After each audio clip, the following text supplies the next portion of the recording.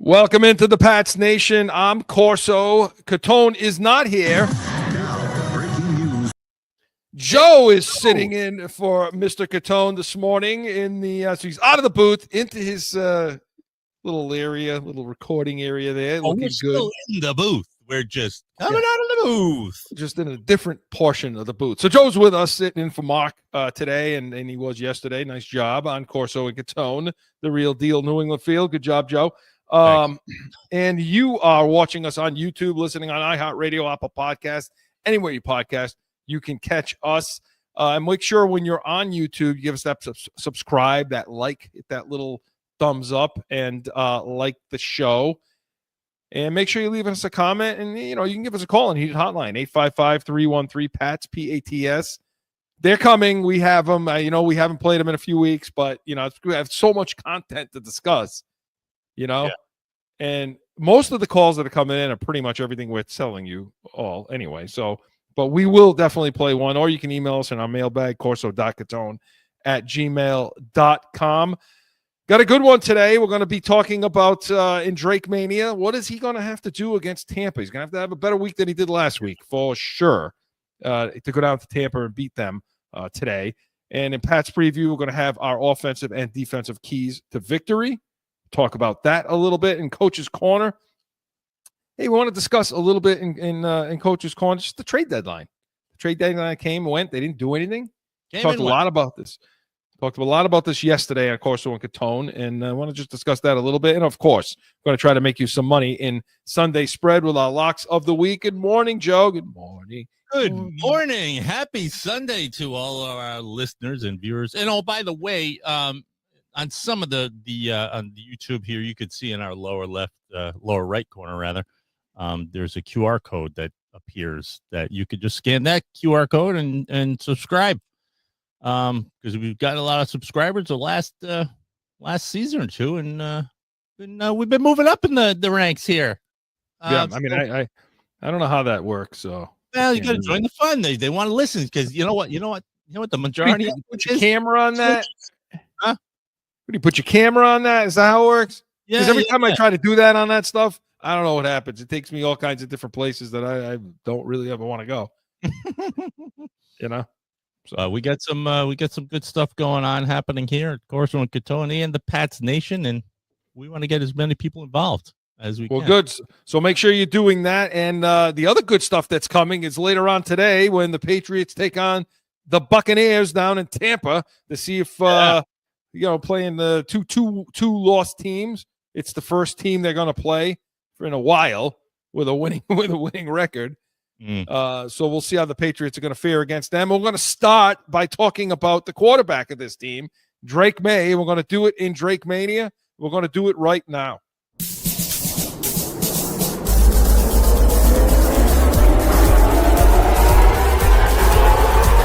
what I'm talking about.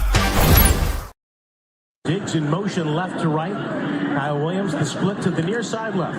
Maye fires down the middle. Passes too tall. It's intercepted. Jesse Bates has it, making a diving interception. Rising to his feet to the 40, to the 45. And he's dragged down by Jack Westover. Tackled him by the shirt tail. At the 49, the Falcons with another takeaway. Man, miscommunication between Drake Maye. Drake read not cover two, and he cut it across. Drake read cover two and threw it right up the middle. And the Falcons have it. Bad read.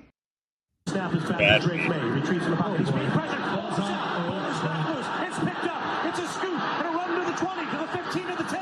Tripped up and tackled at the 5. The ball recovered for Atlanta by James Pierce Jr. on the hit by Walker, knocking the ball loose for Maye. And now the Falcons, with 23 seconds to go, have it first and goal to go. It's terrible by Maye, holding the ball with his right hand at mid-level and outside. He saw it. It's not like he didn't see him coming. As good as he's been this half, that is disastrous. Did you not like today that you want to? Yeah, I think 21-7 really got a chance to get some more points into halftime, and free rusher. I got first thing to do. I just told our quarterback coach got to tuck the ball to the chest and get in a bad habit of trying to break tackles on these guys that I don't have a great chance of breaking a tackle on. And then like I said, ball in the 50 around midfield, and Not sure. I think we were up. The interception. Yeah, 24-14. Yeah, and wasn't on the same page with Hunt. Yeah. So that was the call of the game. That was Bob Sosi and Scott Zolak on the broadcast, the 790, and also the Drake Maye's post game discussing the mistakes he made. We talked about this a little bit yesterday on Corso and Catone. He was 8 of 14 in the second half. First bad second half game in that game against Atlanta. Do everything different than what we just heard today. How's that? End of the show. Thanks for tuning in. Thanks. We're here next week. Yeah. Everything different. Well, no, you know what? I think the first couple plays of the game I saw, it's almost like he needed to quiet the media because they started getting, started shining the golden light on him. Yeah. In the way that we don't want to do just yet, because yes, he's doing well. Yes, he's progressing. Yes, he's getting better week after week. And then they start to, embellish that a little bit. And I think, and it started with the passing attempts and all that sort of those stats. And then I think that it's almost like what Drake Maye started off right at the beginning of the game, coming out and missing a couple of reads. It's like he just wanted to quiet that down. I feel like that was Maye going, listen, this is not part of what we're trying to do in a way. Yeah. So it's like, let's just shut that up and let's proceed with Patriots football. And I think him continuing that idea, especially going into today, because today's going to be real, I feel, with the Bucs, for him to continue doing that and keep this team element idea in everybody's head. You know what I mean? Yeah. Yeah. Listen, I mean, he can't be the reason for the sacks, and right. We talked about this yesterday, how, and we'll get to not having Booty. How's he going to handle that in a second? But so look, the last time Tampa played, they're coming off a bye. So the last time they played New Orleans, who sucks. We know that. We understand. We've seen New Orleans. But they sacked the quarterback 5 times in that game. Okay, with 8 quarterback hits. Did Tampa. They got a good front. They got good edge guys, David and company over there. And Vea there. And so to me, Vita Vea, how does he not become the story as it relates to the sacks? That's going to be the key today. You go back and you look at what's been happening, and you see that, I had him at about 35% of the pressures I had him responsible for. I think Greg Bedard had the same similar number to that when going back and looking at it. And what it means is he's holding the ball a little too long. He's not getting the ball out. There are a couple of guys, and go and look previously at it. There are some guys that are there that he can deliver the ball to. He creates his own pressure a little bit, and he's just a little gun shy in throwing to guys that are NFL open. Right. Meaning they may not look that open, but that's as open as you're going to get in the NFL, like a yard, Right. His reluctance to want to get the ball out to those guys, and also there's reluctance to want to hit the check down. That is the one thing I saw last week that across the board, from start to finish, that he just – that running back slipping out of the backfield was invisible to him. Right. And it's just not a way you can play against this kind of team. And like I said, you chalk it up to his youth and his lack of experience and his want to go down the field and make big plays. But when Booty went out of that game, Joe, that changed a lot of things. That changed a lot of downfield stuff. And I think it more so, going into today, I don't think that changes Drake Maye's point of view of spreading the ball around, because I think he's been doing that well, and I don't think that's an issue. At least 6-7 guys a game. Yeah. At least. I think it's an issue for McDaniels in this scenario. Yeah. To not be able to use Booty to do some elements of what we need, why we need a number one wide receiver, and doing that. And what you said for the reason for, and hopefully the listeners have heard this, because the reasons why we need that specialty wide receiver is to create those gaps and create a separation, of pressure. But from the opposite defense is creating an element that they have to worry about, because there's now two elements of someone running far, and Drake Maye can hit him, and then Drake Maye's legs. So there's two elements you got to worry about in that scenario. And I think that the check down is now one of them, given the fact that Henderson can do that. You know what I mean? Yeah. That's an element. That's a great surprise element. It's like, use it, you know? Yeah, you got to take what they're giving you. I mean, and to your point about the wideout, again, we've been talking about this. Look, some of the pressure, the guys can't figure out. We talked about this yesterday. Why can't people figure out why can't really put my finger on why the pressure's happening? The offensive line isn't really playing that bad. Well, Maye's holding on to the ball. Why is he holding on to the ball so long? Well, some of it's him, but some of it's the fact that you don't have that elite number one to get separation, to get open quickly, that the ball can come out in 2.4 seconds, 2.1 seconds, whatever it is, that you're not worried about a pass rush anymore because that ball's out quickly. Right. There's separation. The other part, to your point, is, how do you play man coverage against the Jamar Chase? Against the Jefferson, against an A.J. Brown, against the Ibuka that they're going to see today. How do you play man coverage against those guys? You can't.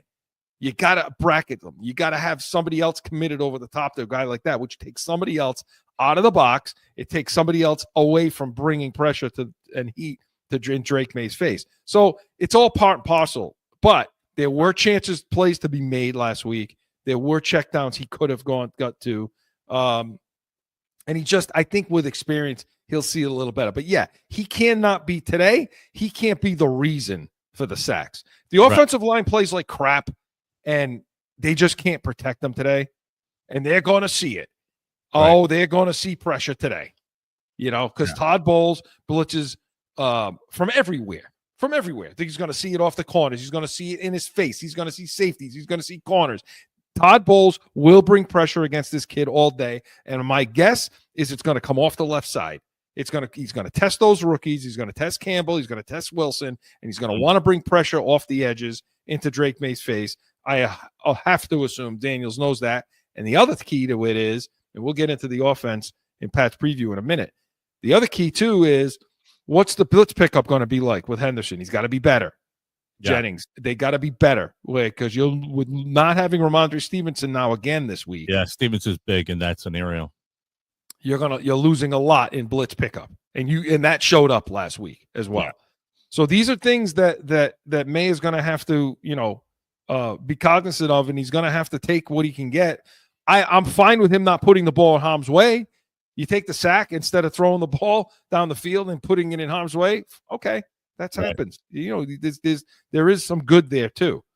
But even with all that, Joe, the national image, the national what's the word I'm looking for? The view of Drake Maye is this. Cowboys fans were yelling at me about it and this and that. I said, name me the starting wideouts for New England. And they were like, oh, good point. And Steph is playing really good and Booty has been outstanding and Pop Douglas.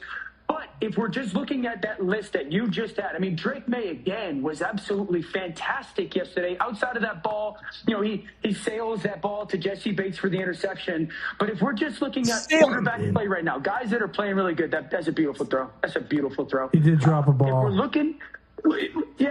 we're looking at, like, quarterback play, and the quarterbacks that are playing really good, right? Like, if you look at Josh Allen, I would not have Josh at 1. Josh was really good yesterday, but talking about MVP voting. Season. But, like, Matthew's got 2 outstanding receivers. Baker's got, 4 outstanding receivers. They're all playing great. But Drake Maye is playing as good as he's playing with a receiving core that's not nearly as talented as a lot of the other quarterbacks playing at eye level. And that's why that was Dan Orlovsky, talking about Drake Maye and his vote for MVP right now. Right. So even with the uneven play last week, this is how he's seen in the league, Joe. Yeah, I know, and that's the thing. It's also too. It's like one of those things where last week you have to say to yourself, all right, there's going to be games like this where he's not necessarily doing well, but the fact that we all can see he's progressing and picking up, and like I said before, you guys busted my chops. So I'm like, he's a Virgo. I know this, and I know one thing: a behavioral pattern of where the hell is Mark when I need him? I know. But what's weird is that a behavioral pattern with them is they're perfectionists. I know because it's in I have it in my whatever. But you took 20 minutes. Everybody, before we came on, he took 20 minutes. Yeah, pick those pictures in the back. You know how many times he moved that little picture? He's an inch here, and he moves it right back to the same spot. The light. Oh, he's like the lighting. He's right. He's right. And so that's what I appreciate about him, because I can actually see it. I see him doing those things and being a professional of his play. And when I hear him say, I got to be better, I know that means he is actually trying and putting effort into specific things to make himself better. And so when he kind of falters, or when a defense gives him some pressure that he hasn't seen, sometimes I don't know whether or not McDaniels, him, sometimes I can't see why the why is. You know what I mean? But I do also believe in him that he could get it done. And then it comes down to the rest of the team. Does he have the elements to get it done? Like we just heard, you know? Yeah. So today we'll see. I mean, look, take what they give you. This team will give it. And in the next segment, we're going to talk about what it's going to take offensively to get this done, to allow Maye to have success with the other positions on this, you know, what's going on in the field. But for him, set protections, keep them in front of the sticks. Take the checkdowns when you need to take the checkdowns. You got to get out and run, protect yourself and slide. Learn how to do that. And I think they should be okay today. So Drake will say for him is to keep an eye open on Diggs constantly, like more than you have before. Put him in the element. Keep your eye on him, because he's the only receiver we have keeping an eye on Drake Maye. You know what I mean? So do that too. Drake Mania was presented by Corso and Catone, the real deal New England Field, Saturdays, noon Eastern. Hey, make sure you tune in next week. We're going to have our breakdown of this Bucs game and the Jets game that's coming up this Thursday. They snuck a game in between there, Joe. I know you're going to be at that game, but we will be airing after that, so we'll break down both of those games, so make sure you're tuning into that. But when we come back, going to go with the Pats preview, talk offensive keys to victory, and so much more. No flipping. Guess what? I got a fever. And the only prescription is more Corso and Catone. Saturdays at noon.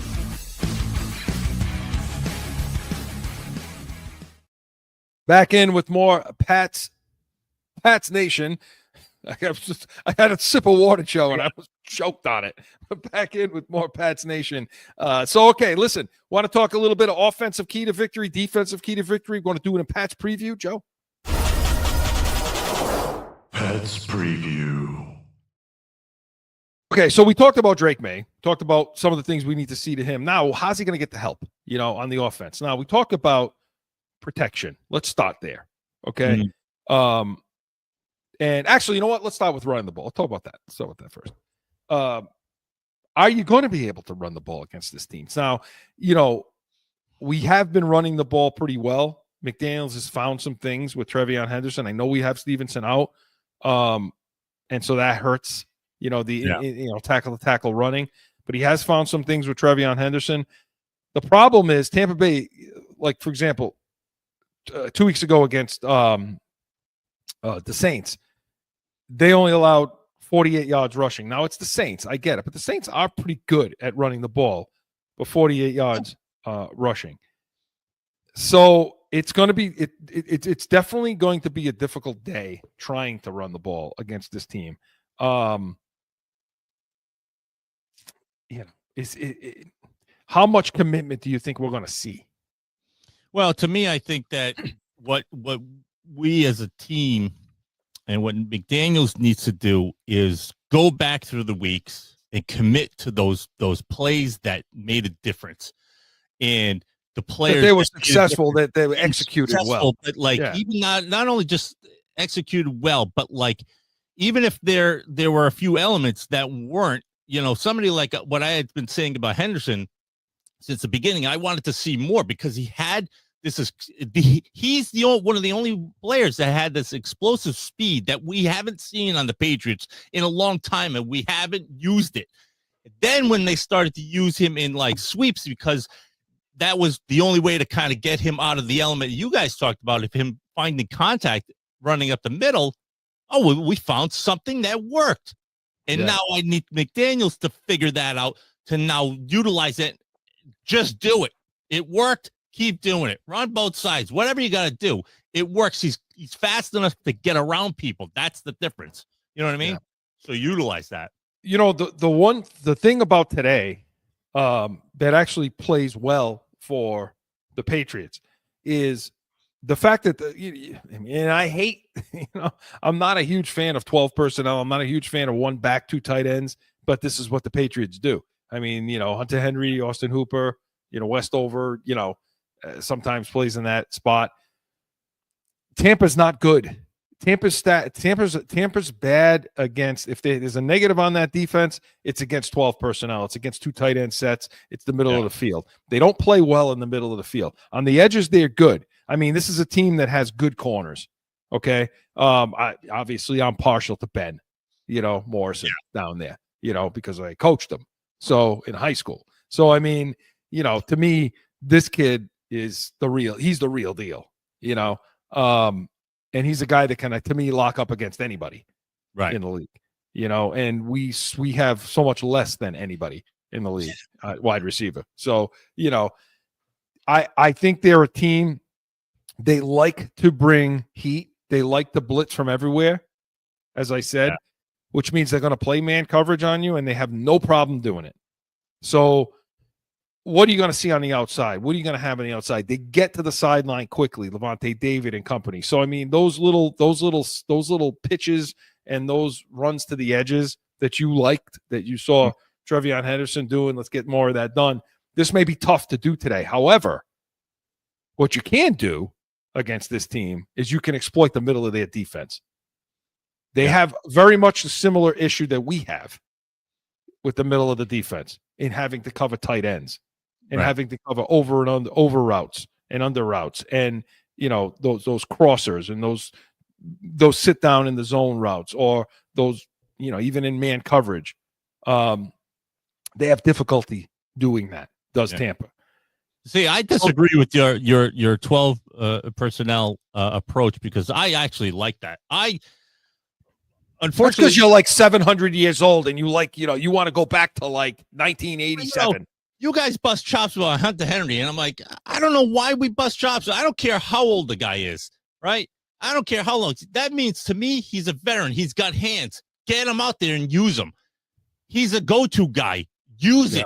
That's the thing. It's like I feel like the rest of the people who have been listening to Corso Catone, I'm like, no, don't go away from him.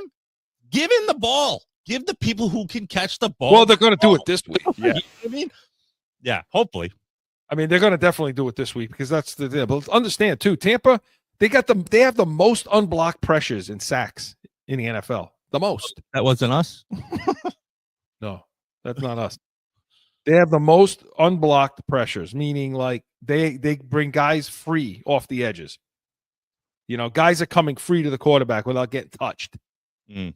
On their defense, which scares the living crap out of me, in this kind of a game.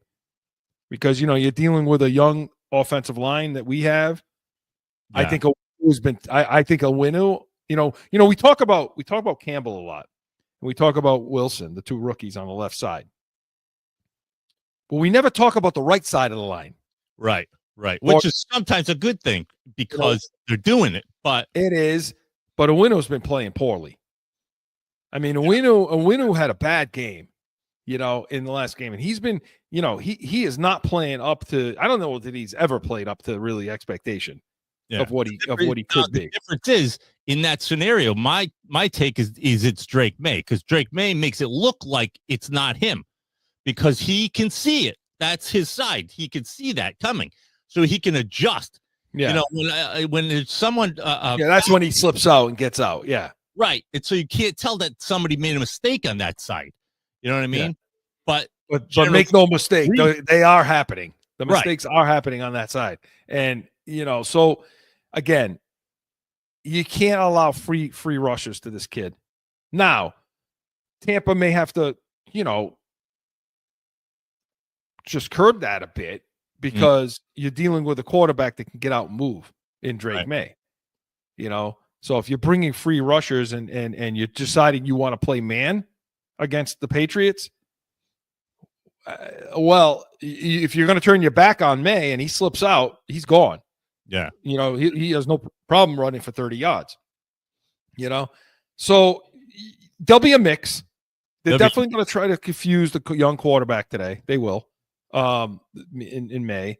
And they're going to bring pressure from all different places, and they're going to try to disguise it. And I think they're going to disguise zone to blitz, man coverage well. You know, you may see Tampa in a two, looking like they're in a too deep shell, which I'm not sure why you would do against the Patriots, because they don't have the weapons to really hurt you that you need to be in a shell like that. That would be my key to victory this week is to have McDaniels come out strong and shoot one of those passes, a booty style pass, and get it to Diggs out there, even Douglas perhaps. You want to pull the guys out of the middle, break it out first, right? Yeah. Show them that they're willing to do it right away, because I know that McDaniels doesn't like to do that, but this week you need to do that to create what you just. Yeah, the problem is, who the hell is that guy?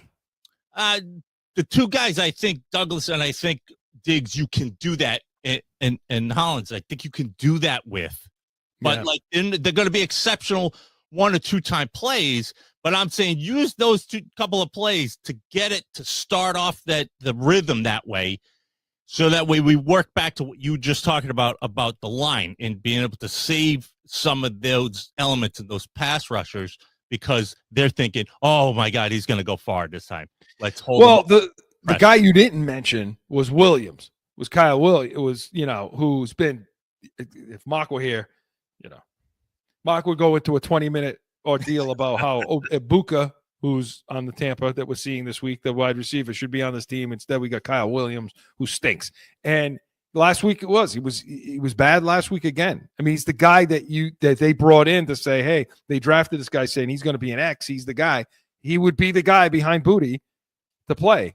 Right. I just haven't seen it. Right. I haven't seen. I just don't see that this guy can get separation with his hands. You know, I see his feet. He's got good footwork, but you know, I just, God, I'm not sure how they get down the field with the ball this week. I just don't know. This week, I think you change Diggs' element and send him and put Chisholm in the. Has he got enough though? You think he got? I just don't know if Diggs has enough. What I think Diggs can do is I think Diggs has enough to create that separation in the middle and make it a long. That's the difference. Like you don't need to send him long. You just need to have him break and make some sort of stop and move in the middle. That will for him. You know, it's not a bad point. I will say this: if you can use him, on over routes, right? Open up the underneath in the middle of that field, where Tampa is weak. You know, in defending those tight end routes. Yeah. You know, in those and maybe Trevion. And this may be a week that you get Trevion Henderson lined up wide, that you put him in a pass alignment. Yeah, you know, you have him lining up as a wide receiver or in a slot situation or way out wide, and you put him out there and you see how Tampa reacts to it. And if it pulls them out of any pressure package that they want to be in by doing that kind of thing. That worked with Stevenson a couple weeks ago. To do that, you may have to have a 21 personnel out there where you got another back in the backfield sitting there to help in blitz pickup. But you know, it's risky. But I think that may be something they do. So again, this is a team. Like I said, to me, the keys, the bottom line is, to me, offensively, the key to victory, obviously, is keep Drake Maye upright. Let's cut the sacks down. You can't have another 6 sack game. He can't be responsible for him. We talked about that in the last segment. But as far as the other players go, blitz pickup is going to be really important. Protection, setting protections is important, and exploiting the middle of the field against Tampa. Again, 12 personnel, 2 tight end sets. They're not good. They're not good against it. And they're missing some. Involved. Yeah, and I would love to see because he's such a precise route runner.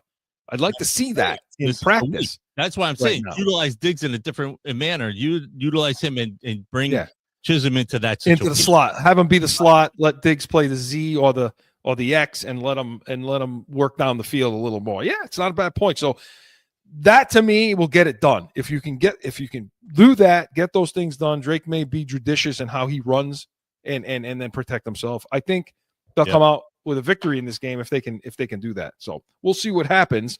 But this portion of Pat's preview was presented by Corso Law Group, Arizona's leading criminal and traffic law firm.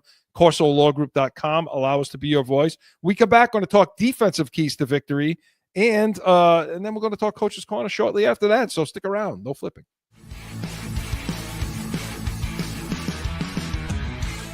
No one ever thinks they will be in need of a criminal or traffic lawyer, but things happen. Corso Law Group is Arizona's leading criminal and traffic law firm. Call or go online to CorsoLawGroup.com and talk with these expert attorneys.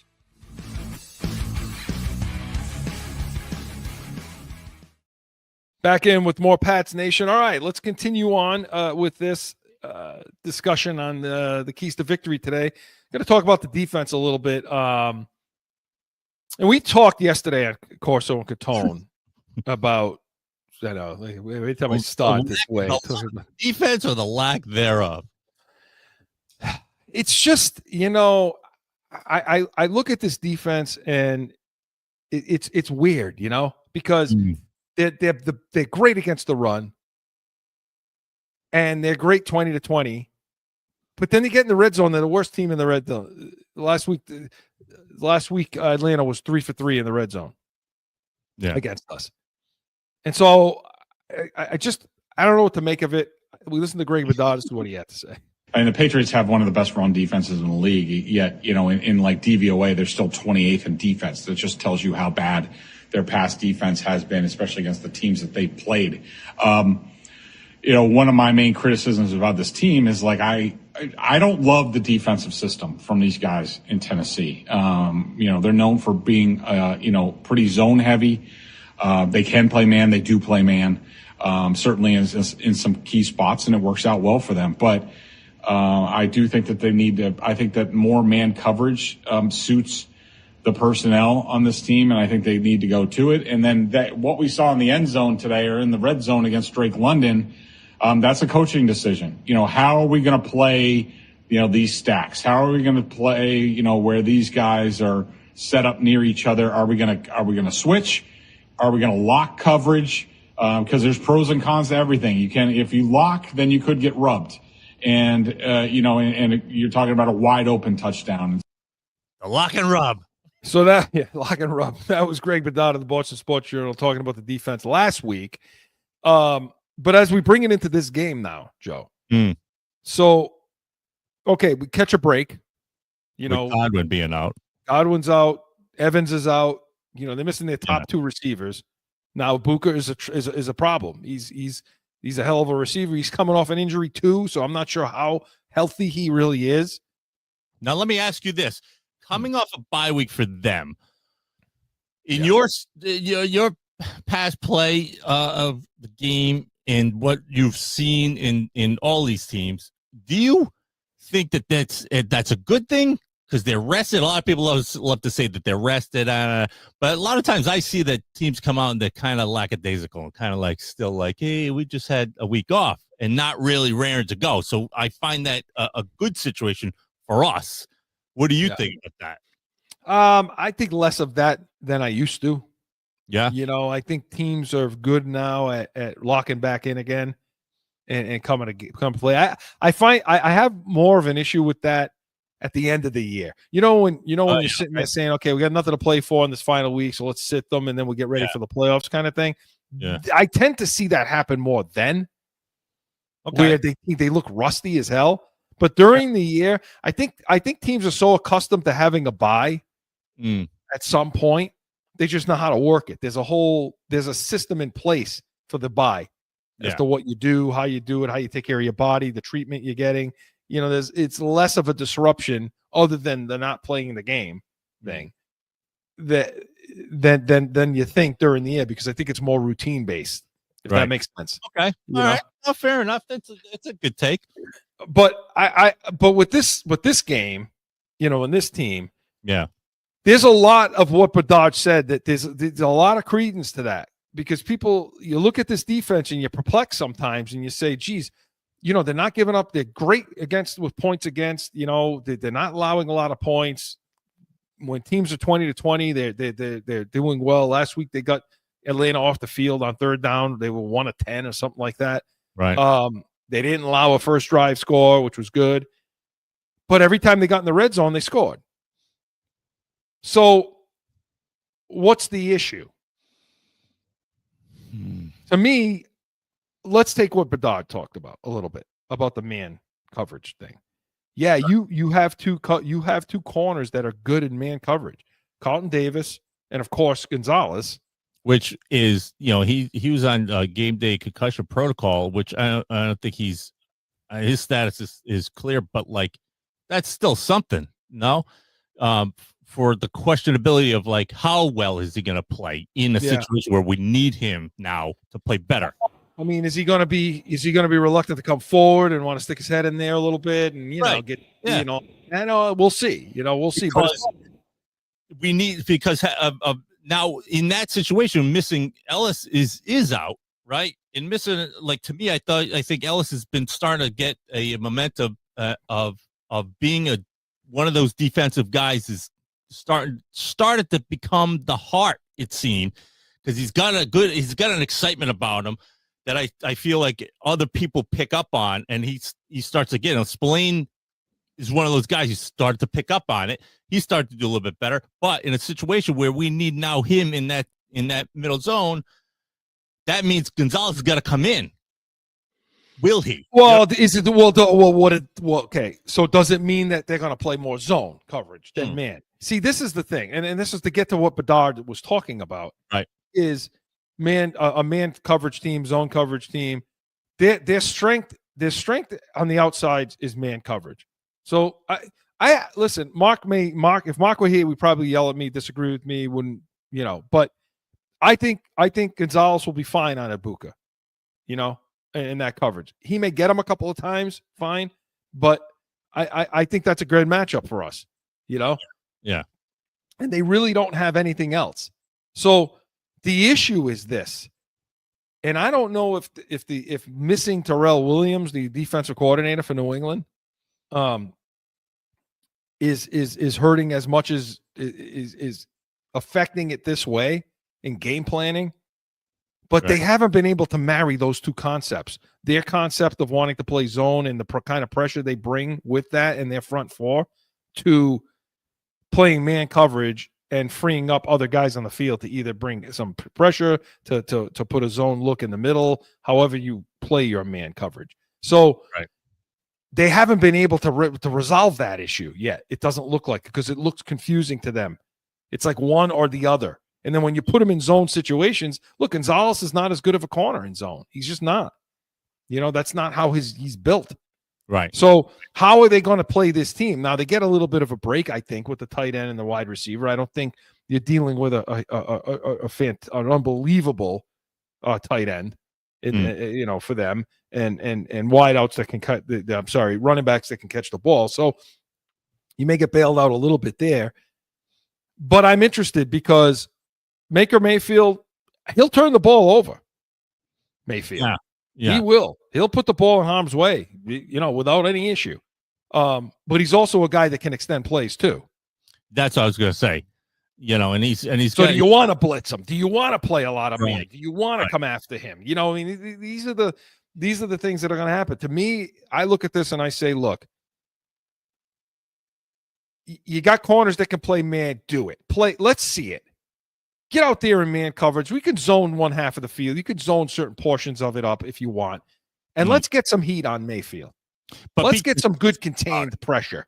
That's the thing. But we got to be consistent about it too, with him especially, because he's developed now back in the league again as himself, it seems, where he started off with that sort of chip on his shoulder. I think he's gotten it back again, and a little bit of a resurgence for him. Yeah, So when you give him pressure, and he all he needs is one play to kind of do well with, and now you've gotten him on his own momentum, and it's like, no, that's and we can't have because you're not going to fool him, right? And so we need to keep that consistent of that pressure and keeping him. You're not going to fool him. You're going to have to get to him, and you're going to have contained pressure. And I think you should. I think you can do it, and I think you should do it. And I think you should allow your corners to play man coverage. Okay, and I don't want to sit in zone a lot against this. I just don't want to see them doing that anymore. But again, that flies in the face of what that Tennessee system is. That Vrabel and Kuhn and all those guys. And so we'll see. I mean. But to me, that's what I want to see. About the zone coverage, what happens is what we talked about, of course, with Catone yesterday about the miscommunication, the communication that, or again, the lack thereof. Yeah. When you have somebody like Gonzalez, who you just talked about, who does well in man, and when you put somebody like that in zone, and then you add miscommunication of like who's got who and when do I tackle? Yeah, and when do we banjo the stacks? I mean, how do we? Are we in and out on the stacks? Are we playing? Are we manning up the point? Are we rerouting? I mean, what how are we handling those bunch formations? And that kind of communication. And that's where we lose it. Yeah. So today, to me, I'd say. Let's get, let's bring the heat. Let's bring some heat against. Let's disguise it well. Let's bring some heat. Let's lock up and let's see how we do against those receivers and see if they can get the ball down the field. And to me, that should be the key to victory today on defense. So we'll see what happens there. But Pat's preview was presented by, what are we at? Corso and Catone, the real deal New England Field Saturdays, noon Eastern. Hey, next Saturday, make sure you're tuning in because we're going to have our breakdown of this game. Our post breakdown of this game and the Jets game that's being played on Thursday night, that Thursday night special. Joe will be at that game. Yeah. He'll have a good perspective for us in that game. Mark will be back with us. So make sure you're tuning into that. When we come back, going to go into the coach's room. Coach's Corner is next.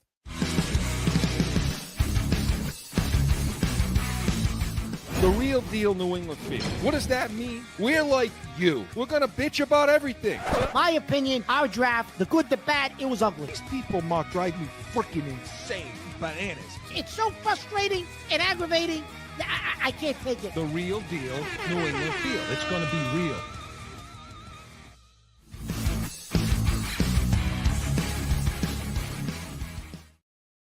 Back in with more Pats Nation. All right, Joe, let's talk a little coaching. Let's do it in Coach's Corner.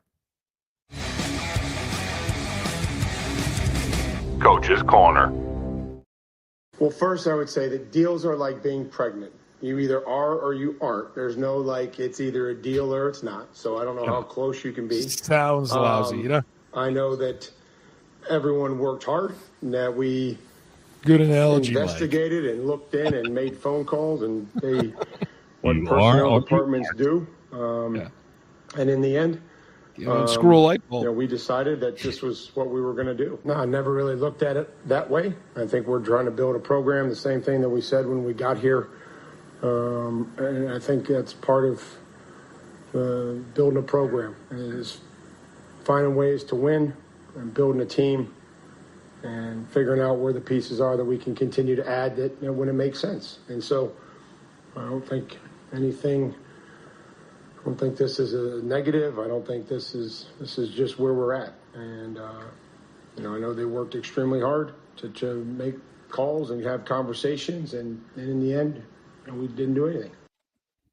In the end, we didn't do anything. Let's start with that, Mike. We didn't do anything. We know you didn't do anything.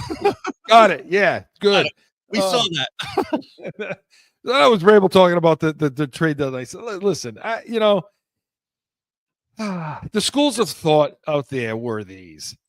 Okay, we not protect our picks. We need all of our draft picks because we've drafted, as Mark says, the players that we drafted were who? What does he like to say? Sisters of the poor. Right. That's who. On those T-shirts. That's what we've drafted over the last 5 years. And so we need all our picks because we got to make, blah, blah, blah, blah. So therefore, okay. Well, and if that's the case, okay, if we were just protecting all our picks, then what the hell is he talking about when he talks about they worked real hard, they were making calls, they were talking to people? Well, if you're trying to build something for the future and you're needing to keep your picks to do that, then you shouldn't have been calling anybody. Right. Right? Right. Or am I missing something? Right. So which is it? Which is it? That's the thing. There's a couple of, now listening to this again, there's a couple of specific words that I hear him say. They go, I don't like those words. I don't like that there's like a broad sense of it's not, they're not specific enough of what you want to build. It sounds like excuses. Yeah, exactly. Say we didn't go. I want to hear Vrabel because he has this ability to be direct. So it's like, be direct with them. Say to them, listen, I didn't like what was out there, and so we didn't get anybody. Is that okay with you guys? I'd rather him say that, and everybody be like, okay, cool, great. He's got the show. Then like, I don't know, kind of, we did the work. Some people made who's making phone calls? We don't care what people are doing. Tell us why, what you did, what the reason behind not doing anything was. Because there's obvious things and elements and personnel that we need to change and we need on the team to make us a winning team. And that's the other thing. The fact that he keeps saying, oh, we're trying to build a program. What program? Like a 12-step program? It's like you're building a winning, Super Bowl winning team. That's it. Yeah. Nothing else. That's it. That's all that counts. And it doesn't matter when. Yeah. Like, in other words, what, like, now. This is the thing that drives me freaking crazy about this, is because you're 7 what are they? 7-2, 7-2 right now? Yeah, 7-2. 7-2. You got the top record in the league or tied for it. You're in it. You're competing. You're competing now, whether you like it or not, whether you wanted to or not, whether you intended to at this stage or not. You now have a real quarterback. You are competing for a championship. End of story. I listening to everybody all week talk about, are they a Super Bowl contending team? Are they really up to the level of this team? Look, right now you are. Okay, on whatever the hell the date is, on November 9th, 2025, you are a Super Bowl contending team. Right. This is the NFL. Yeah. The NFL is not for long when you do that kind of stuff. No, the NFL is today. We play today. Now, yes, I get it. We want to make sure we're setting ourselves up for the future and making sure, but you can still do that in trades. Yeah. A bunch of players that their contracts are coming due this season, and now you got to make decisions on what to do. I'm not saying that, but you can bring guys on this team that still have years left on their contract. You could bring a Logan Wilson on that's a linebacker that you're giving up those bottom picks for. Okay, so you don't want to give away the first 2-3 picks of the draft. Okay, well, what about the 4th, 5th, 6th, 7th round picks? You get 3 6-round picks. What the hell are you going to do with those?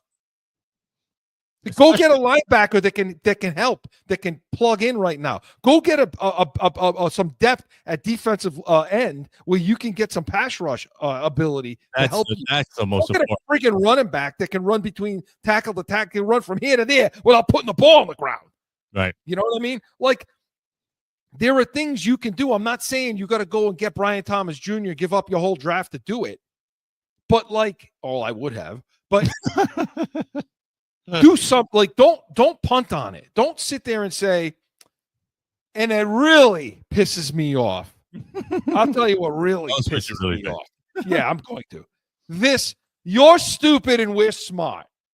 You're stupid for adding guys. You're Washington. You were stupid for adding guys last year, and you ended up in the NFC Championship game, and now you're kind of down.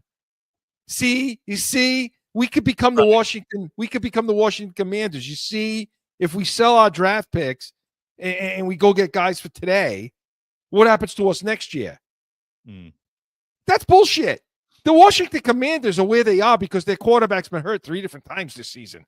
That's why they're where they are. If Drake Maye was hurt 3 different times, I don't care if you have a Buca on the outside or Brian Thomas Jr. If he's hurt, you're screwed. I mean, that's the way it's going to be. So, like, don't give me this, oh, no, we're smart because we did nothing. See, stupid teams go and trade their picks away. Stupid teams go and add, we're playing chess. That's bullshit. It's either you don't want to spend the money on the guy you're bringing in, okay, that you got to now pay and rework his contract and deal with that. Right. Or you're looking down the line and saying, I got to pay Drake Maye. I got to pay Christian Gonzalez. I got to pay Booty. I got to pay some of these guys. So I'm working out that situation. Right. Like, really? Because you may not have 3 years from now. There may be a whole new coaching staff here in 3 years. Like, you know what I'm saying? In 2 years. So I hate that where every team's stupid for making moves. Make the damn moves. Make yourself better in the moment you're in. Don't sacrifice your future. Nobody's telling you to do that. But there's a middle ground. There's a middle ground. I think just the fresh new blood getting in there, not the same old type of guys. We need to bring in some fresh perspective from some players who got some dynamics about them, especially on defense. Told you, Logan Wilson. I told you, I was high on that. Mark brought it up, but Cincinnati was going to trade him, and they did trade him. And I think it was to Dallas. Yeah, look at some of those. And it was like for a 5th, 6th round pick. Stuff that we could give up. I mean, it's a guy that helps you now. That's a guy that you walked through the door and helps you in the middle of the field be able to cover linebacker, be able to cover tight ends. It's a guy that helps you be able to get sideline to sideline and take 5-yard gains and make them 2-yard losses. Right. You know what I mean? Like, you are competing, guys. Don't punt on the season and say, well, we're ahead of the game now, so we're just going to stay the course. That's Yeah. I mean, if teams didn't want to deal with you, fine. They didn't want to deal with you. Okay. If you tried. But stop talking. And the stupid media puppets are pissing me off too. These guys that are sitting out there going, hey, this was the plan. We're going to not deviate from the plan. Push them. What do you mean, Mike? You couldn't use this guy. Like, you're in a press conference with somebody. Ask him. What about this guy? Did you make a call to Cincinnati on Logan Wilson to help your middle linebackers to be able to cover tight ends that you're not that great at doing, Mike? Like, you know what I'm saying? I know we got to go. But, we got to get the Sunday spread. But, Joe. Ask him and, do it. Somebody do it. Just do it. They'll never ask that question. They'll never. Pansy asses. Never going to ask anything like that. I would. Put me in there. I'll only last one game. I'm only last one press conference, though. That's the only problem. Which is why they haven't answered our request for press credentials. Because there'll be like a 1 and out. That's it. We don't. He was in there one time, and that was it. He yelled at the coach, fought with the coach for 20 minutes, and then that was it. So. All right, Joe. Let's see if we can make these people some money. What do you think, huh? You want to try to do that today? Yeah. I got you this time. Hey, there you go. That sound means it's Sunday spread time. And last week I was pretty good. Hey, listen, I've been giving you people some real good games. When I see these lines, and let's hope you're taking them. But let's talk about our game. Okay. Patriots they're now underdogs for the first time in a bit. Yeah. What was it, 9? No, wait. 2.5 points. So they're getting 2.5 points at Tampa. Over-under is 48.5. What do you think of this one, Joe? I'm going with New England on this one, on that 2.5. But we actually talked ourselves into what I think is going to be a tight game. But I think as opposed to a sloppy tight game that we played last week, I think we might be able to squeeze this one out, but with a 3-point win. 23-20 is going to be my prediction for the Patriots. And I think a lot of the other have it. A lot of the predictions have it opposite, with the Bucs around that 23-25 something, 17-20 Patriots.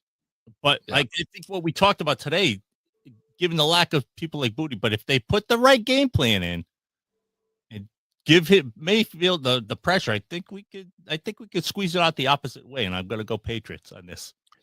For me, I'm taking New England too, and I'm going to go 24-20. So similar, somewhere where you are. And the reason I'm doing it is because is the injury situation. Now, if Tampa was walking in with Godwin, Evans, Ibuka, like some of the issues, some of the injuries they don't have on their defense are banged up too a little bit. If it was all full go, I think I may think differently on this one. The extra defense you'd have to play against. Yeah, but because of the injuries that Tampa has right now, in their weapons, I think that hopefully our defense can hold their own and stay in this thing. And I think our ability to maybe exploit the middle of their field, the middle of their defense with our 12 personnel and our tight ends, which is where we're very good at. I see a 24-20 win for the Patriots in this game. So we'll see what happens. Now, other games. Yeah, I was looking at I like the West Coast, what's happening in the West Coast, except let me guess. Hold on. You're gonna have a prediction on the Frisco game, aren't you? Yeah, but not what you think, though. Not what you think. I'm not really sold. I don't think anybody should be ever really sold on Mac Jones. I don't think he ever lived up to any of the hype that he was supposedly supposed to be so smart and being coming. And well now, though. Well, not like well, but like in this situation against the Rams, who've been doing fairly well. I think they're getting 5.5. I think it is. I'm looking now. And but I think the Rams are going to squeak by with this win. And you can take the Rams in that situation because I don't think the 49ers are going to be able to. So you're taking the Rams on the road against San Francisco, right? They're not on the road. You can't say they're on the road. They're not on the road. They're in the same element. They got just as many fans over there as they do down the street, basically. They're down the street. It's a 6 point. Looks like a 6 point spread. 5.5, 6 points, whatever, depending on where you're getting it. So you're taking the Rams. Okay. For me, there's a couple of games I like. And one of them is Indianapolis. So Indianapolis is playing at home against Atlanta. Okay, coming off a loss to Pittsburgh. And it's a 6.5 point spread. So Indy's favored by 6.5. I think they're going to cover that. I think they're going to beat Atlanta, and I think they're going to beat Atlanta pretty handily in this game. It's a bounce back game. It's one of those games where Vegas now sets this line at because Indy's come. You take a team like this that's coming off a loss the week before. Now they come home against a weak opponent in Atlanta, and they make it 6.5. Well, maybe the line should be 7.5, somewhere in there. To me, you take it and run away with it. So I like Indy in that game, Joe. Any others that you before we go? We were talking about this matchup. Are we talking about Buffalo Miami before we Buffalo Miami game? It's a 9.5. Buffalo's favored by 9.5 at Miami. I think it's as much as I hate to say it, but I think they're coming off a nice win, a refreshing win for them. Unfortunately for us, the Patriots, but I think that rides into this week with Buffalo, and I think they'll be able to cover that. And Buffalo would be the scenario. I do too. I think Buffalo's going to wipe their ass for them. I think they're going to kick the living crap out of Miami down there, and so I take Buffalo there too. Coaching issues, right? Then they get rid of some people over there as well. So and by the way, don't be afraid to use that in a tease and get that line down to about 3. Yeah, that you could do that. And the other game before we go, the other game I like Baltimore on the road at Minnesota. I don't know. I'm not sold on Minnesota. Buffalo's giving. I like anybody against Baltimore. Yeah, well, I'm taking Baltimore with that 3.5 points, even though they're giving up the 3.5 at Minnesota. I'm still going to take Baltimore in that game. So make sure when you bet, you gamble for want, not for need. If you got a gambling problem, make sure you get help with that. But the Pats Nation was presented by Corso and Catone, the real deal, New England Field. Saturdays, noon Eastern. Next week, we're going to have our breakdown of this Buck game. And also our breakdown of that Thursday night Jets game, Joe will be at. So he'll have a good perspective for us in that. Catone's comments and so much more. Mark will be back with us next week. And come back next Sunday, 8 a.m. Eastern. We're going to have more post-game breakdown of this Bucs and Jets game and so much more. And Joseph, thank you so much for standing in for Mark on both shows. We appreciate it. We are the Pats Nation. Enjoy the games.